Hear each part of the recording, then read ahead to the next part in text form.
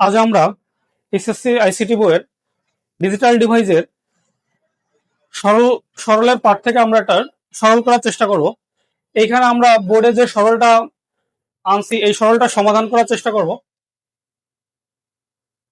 সরল করার পূর্বে আমাদের দুই তিনটা জিনিস মনে রাখতে হবে। একটা, প্রথমে কমন যায় কিনা, সূত্র অ্যাপ্লাই করা যায় কিনা, গুণ করা যায় কিনা। আমরা এখানে দেখব কিভাবে এই সরলটা সমাধান করতে পারি। সর্বপ্রথম আমরা যদি এই যে এইখানে সি আছে, এইখানে সি আছে, এবি আছে, এবি আছে, আমরা যদি এইখান থেকে সি কমন নিই তাহলে এখানে থাকে শুধু এবি বার প্লাস এবি, আর ডান পাশে যা আছে আমরা এটা রেখে দিব এবি প্লাস বিসি বার। কমন শুধু কমন নিলে হবে না, দেখতে হবে যে কমন নেওয়ার পর সূত্রে পড়ে কিনা, কারণ সূত্রে যদি না পড়ে অঙ্কটা মিলানো সম্ভব না।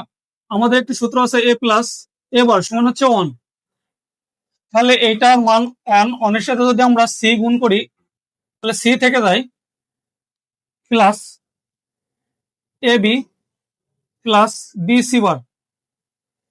এখন আমরা এটা কি করব, সি এর কাছে বি সি বারকে নিয়ে আসবো, C plus B C bar plus A B. এইবার আমরা এখানে কি করব, এখানে আমরা একটা সূত্র অ্যাপ্লাই করব, বিভাজন উপপাদ্য, যেটা নিয়ম হচ্ছে এ প্লাস বিসি সমান আছে A plus B into A plus C. আমরা এখানে সি প্লাস বি ওই বিভাজন উপপাদ্য অনুযায়ী C plus B into C plus C bar, আর এই পাশে যা আছে ওটা রেখে দিলাম। এ প্লাস, এবার এই সূত্র অনুযায়ী সি প্লাস সি বার এটার মান 1 এর সাথে যদি এটা গুণ করে দিই তাহলে সি প্লাস বি থেকে যায় প্লাস এ বি। এখানে আমরা কি করতে পারি, এইখানে বি আছে, এইখানেও বি আছে, আমরা যদি এইখান থেকে বি কমন নিই এইখানে আর কিছু থাকে না, তার মানে কিছু না থাকলে 1 প্লাস এইখানে থাকে শুধু